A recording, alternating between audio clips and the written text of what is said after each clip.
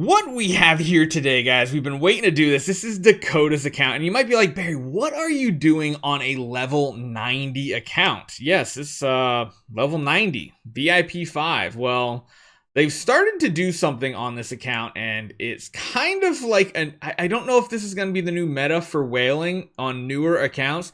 Not even whaling, but at least spending a decent amount. So you'll check out the hero list. Building multiple heroes, you guys know I'm not a big fan of that. You always want to prioritize that one hero up to E5 first and try not to build anything else alongside it.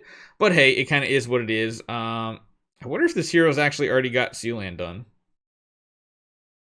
16. Oh, we can definitely get this further for you too. Maybe that's part of what we do in today's video, because it's kind of like a little bit of a tune-up, but not really. Yeah, we got some other stuff we need to do, like you can still upgrade the stone, but of course early game dust is a huge issue. So is gold most of the time, but he does have a little bit saved up. Here's the big thing. When you're spending on an account, where do you guys typically spend it? But, oh, I actually forgot about chat box too. There you guys go. There's chat. I was like, wait, why is chat not talking on the screen? But here's the thing. Nowadays, where could you get most of your power? Maybe the treasure train. Maybe actually buying tickets and getting stats for the treasure train might be something worthwhile to invest in for early game players. You can see here, Dakota's got a few tickets done. Has a level 2 earthly beauty. Too bad we're not using, I mean, the assassin's really just for speed. Oh my god, stop telling me my iPhone's on. I know the iPhone's connected. In case you guys can't tell by if you're wondering why the color's a little different too, it's the iPhone. Every time we use the iPhone through our our HD60s, it just does it every time. Already a level 2, which means as far as stats go, on this account, we're already sitting at an additional 10 million HP of fixed stats and 28,000 attack. When you look at her HP pool, that's kind of a decent... Wait, hold on. That's literally like... Wait, does fixed HP show up here? Or only in combat? I actually never took the time to look at that. Does fixed HP stats and everything show up on the hero card? Because if it does, that means normally she'd be at 6 million HP, and instead, because of the treasure train, is at 16 million. That's kind of impressive, unless my eyes are just playing tricks on me. No, that's 16 million, right? Otherwise, it's almost like what, almost doubling her HP overall. And that is a huge stat boost. Now, sadly, it's of course a treasure that isn't Ranger. Because Ranger would be amazing. Although, would it be amazing? You don't want Eloise to dodge, because if she dodges, she doesn't block, which means she doesn't counterattack. Interesting. Interesting. Yeah, it definitely has the fixed HP on here. Wow. So you are more than doubling her HP stats because of Treasure Train when you spend money in the early game. That is kind of interesting. That is interesting. Not a fan of the stone, honestly. You guys probably know that as well. But in reality, oh man, a skin would be amazing too. Do we not have a skin box on here? Oh, where's the skin boxes? In reality, I feel like this hero should do perfectly fine. I'm going to buy like 1 or 2 attempts just to see how it goes. I want to see what they're struggling and stuck on. One thing, of course, is getting some ice trolls up in here for some CC. Although, for Eloise, maybe that's not as big of a deal. Maybe it's not. The enables are bad. Well, is there CC in the Shadow Sealand? Not in the early levels, right? In Shadow Sealand, you want to run Dot Purify, I believe. Correct me if I'm wrong.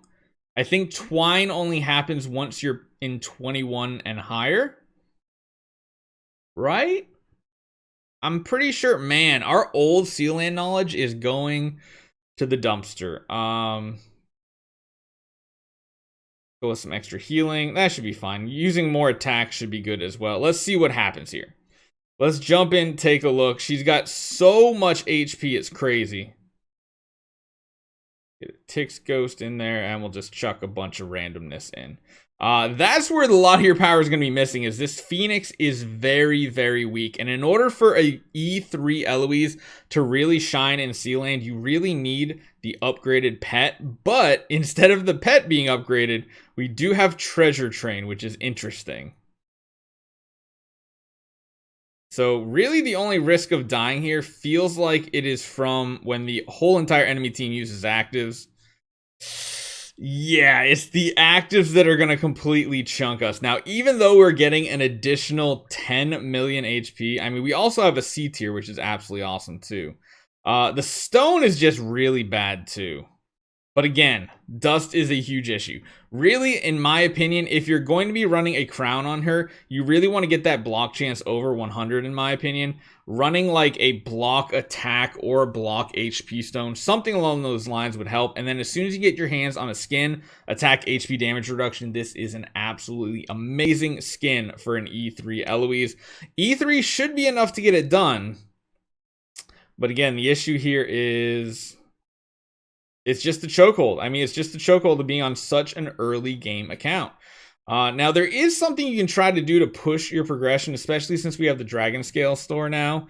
Ooh, no. Don't buy. You only want to be buying monster materials and skin shards right now. That's where, like, even these monster souls might be worthwhile if you need them. But in reality, Sealand is going to be very easy for you here. This is going to be tricky.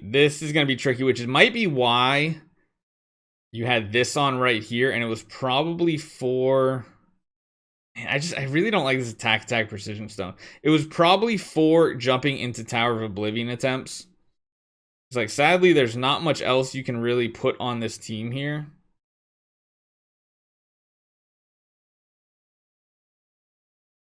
To help win, I think this is just a really... oh, geez, what'd I do?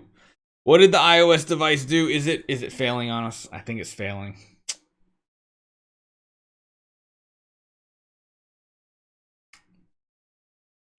Okay.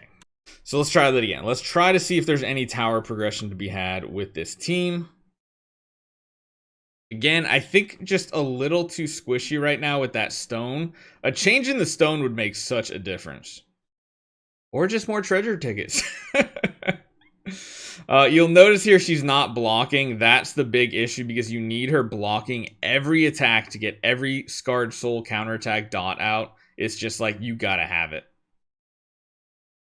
And yeah, you see how many times she's not blocking? That is a big issue. Comfy Paws with the subscription. Thank you so much. Because you'll come across... actually, does she have... I forget. Does she have precision at all? I guess not. It's just the 15%. So I would highly suggest on this account, just going for a better stone, honestly. Getting a block stone with either HP or attack would be pretty cool. If we want, we can get some dust and swap the stone. How many... I mean, you're kind of low on gems there. That's a little iffy. I think that's something to plan for in the future, but right now isn't really needed, Slob. But yeah, that's pretty much it. We are also building Isla Mach. I don't know if that's a really, really good idea, but yeah, we'll have to see. And then, of course, Holmes Young, he will do good, but I would definitely say what you need to do is you need to focus all of your resources into one E5 at a time. Building these extra 8 and 9 stars along the way will slow down progress. So he says go for it. I'm spending tonight. Oh geez, again, don't do what we're gonna do, guys. I don't even know if we have enough dust fully to do a proper swap. Do we? It takes 2,000 for each. Let's see if we can get lucky here. You know, that's actually pretty good. Block HP. I actually really like that stone. I really, really do. Okay, we're gonna give Sealand one more attempt. Because I feel like even with just changing that stone up might make a big difference on this Sealand. So we'll try one more to see if this makes any bit of difference. Except the 9-star Ignis. Yes, correct. A 9-star Ignis is perfect to build. It'll get you a lot of good progress. So let's see. Now we should pretty much block every attack, which means our healing goes up, our damage reduction goes up. Everything should be working a lot better with the change of the stone. Attack isn't really necessary on her. You just need her to survive. The problem with Eloise is you need to try to kill a lot of the enemies around the same time, because if there's too few enemies, you don't have enough damage at the same time. So maybe a block attack stone might be better, but you can see the difference of a stone on Eloise is literally night and day. You're dying in round 4 or 5 instead of winning the battle. You're able to push further, so that's kind of a little 101 for Eloise for you.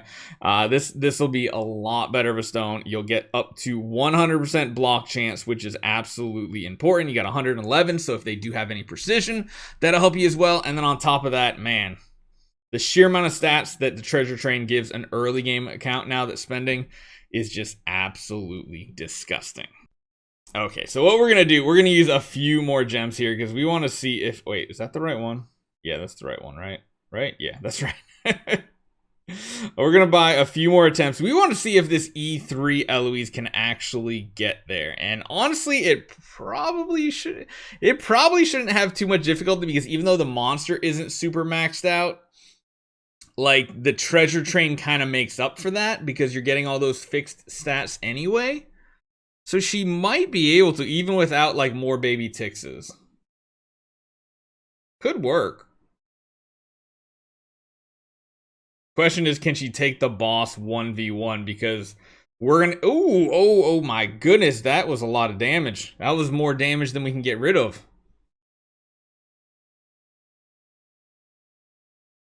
Let's see what we can do here. Counterattacking every time. That's super important. That's really, really good.